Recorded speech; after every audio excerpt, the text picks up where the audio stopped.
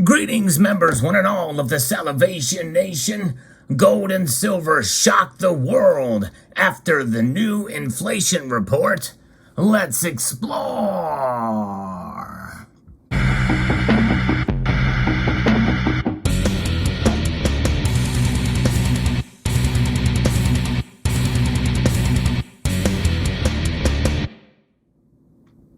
Yes, you heard right. Gold and silver indeed are actually climbing after the new inflation report. So it's being a little bit tongue-in-cheek with that title here, but usually we're used to seeing gold and silver fall, even upon bad news like what we're getting.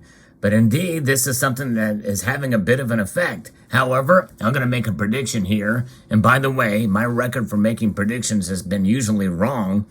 And I'm kind of in some way hoping that this one is going to be wrong as well, too. I think this increase in gold and silver prices will be short-lived after they get used to this initial shock.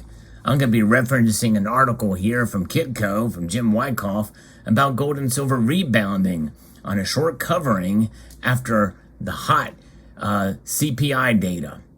So they're higher. Gold hit an 11-month low earlier in the day, following a U.S. inflation report that ran the hottest in 41 years now, suggesting the Federal Reserve will keep its aggressive stance on tightening U.S. monetary policy.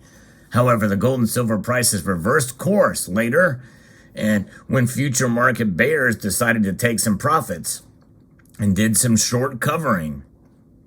August gold futures were last up. September COMEX silver futures were last up as well.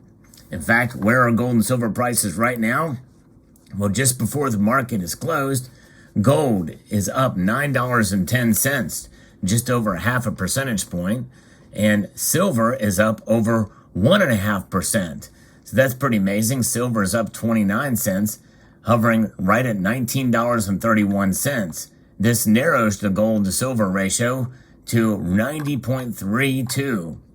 And even platinum climbed up as well, too. The only metal that took a loss today was palladium, down over 2.6%. The U.S. data point of the week, if not the month, saw Wednesday morning's Consumer Price Index report for June come in very hot at 9.1% year on year. Expectations were for a rise of 8.5% year on year in the May report. CPI was up 8.6% annually. The market's early reactions to the CPI report are suggesting there is a 75% chance the Fed will have to do another 0.75% rate hike at its next FOMC meeting on July 26th and 27th. I'm actually surprised it's not more than that now. There's a 30% chance the Fed will do a 1% hike at the meeting. So in other words, it sounds like 100% of the people are saying that they're going to do at least a 7.75% rate hike. Meantime, Canada's central bank surprised the marketplace today with a full 1% rise in its main overnight interest hike. Global stock markets were mixed overnight. U.S. stock indexes were a little bit lower and lost overnight gains after the CPI report. Traders are still buzzing about Tuesday's big downdraft in crude oil prices, with NYMEX futures falling to 2.5% low to $93.67. But we're going to look at that and see. Actually, crude oil is up slightly to $96.15, $96.15, up 31 cents.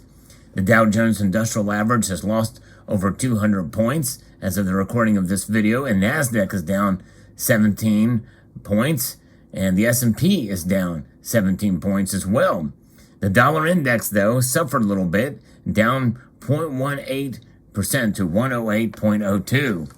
But like I said, that could be short-lived. And why? Because copper is down slightly, though. And to me, that is meaning that, hey, we're probably in for probably lower prices ahead for gold and silver. We'll see how that plays out.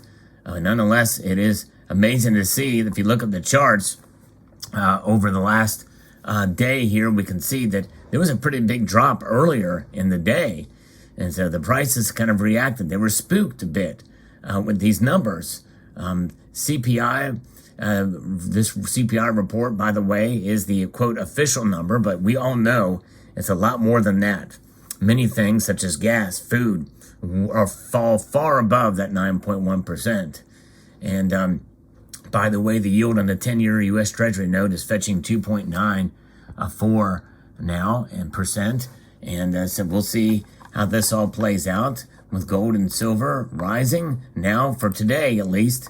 But we should not celebrate yet, but it is shocking.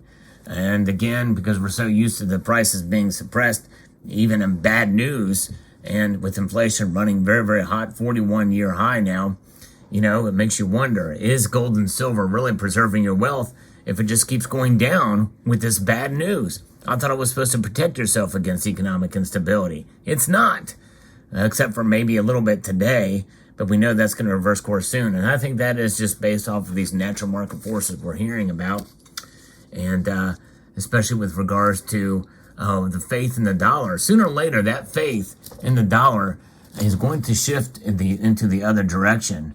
And when that does, then I think that is where you're going to see a gold and silver breakout. What will that breakout look like? I would not necessarily measure that necessarily in dollars, you know, going to the moon. In other words, silver going up to $30, $40 an ounce. I don't think that's going to happen anytime soon, especially with regards to these interest rate hikes. However, there is a scenario where we could see it break out fairly substantially if after there's more of these rate hikes happening and realize it's not helping the employment numbers as well as inflation.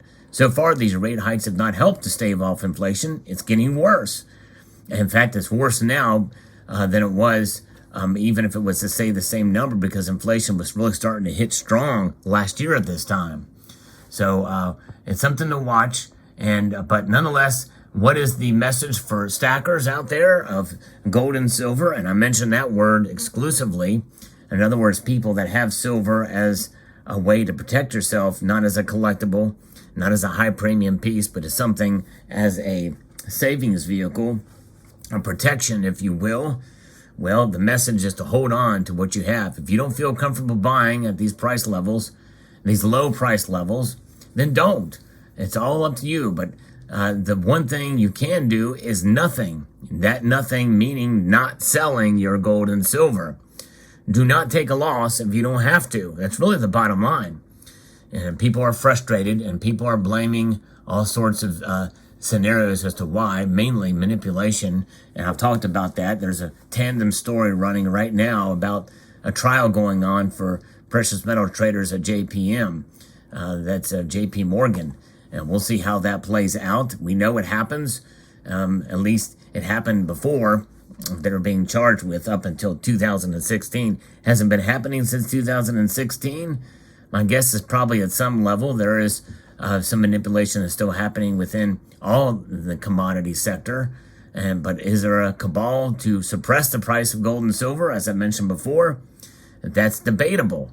I think there's a possibility. I'm more open to that possibility. I think I'd like to see some hard evidence and see where it is. And if there is, it should be illegal and it should be investigated fully and brought down. But nonetheless, I see it as an opportunity to buy as well. But I don't hold out any hope that just because the price of silver or gold may be suppressed, at least to some level, that natural market forces still don't play the biggest role in keeping these prices down. And not only that, but you have to keep in mind that the Federal Reserve is a manipulative force by design, and the U.S. government as well, as they approve a lot of spending, those in Congress do, and that spending certainly is bringing some false confidence in the dollar. And that's really what it is. There's a lot of false confidence in this thing, in this Federal Reserve note that is legal tender for all debts, public and private. But there is a lot of really true hope for sound money, silver and gold. And this is something that does transcend price during these times. And so therefore, I would encourage you, if you have it and you're discouraged, to encourage you to hold it at the very least.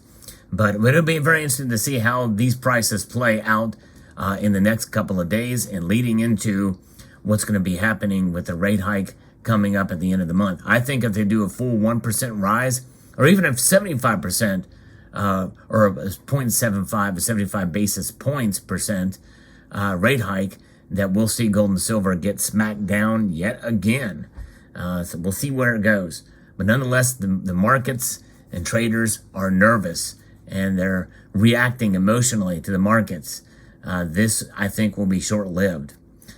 Maybe we'll see. Maybe I'm wrong. We'll find out. So there you go. Let me know what your thoughts are in the comment section below. Would like to extend a multitude of gratitude, and be sure to check out these videos somewhere on this screen here at the end. And a multitude of gratitude to you all for taking the time to watch, and encourage you to please rate, share, comment, and subscribe.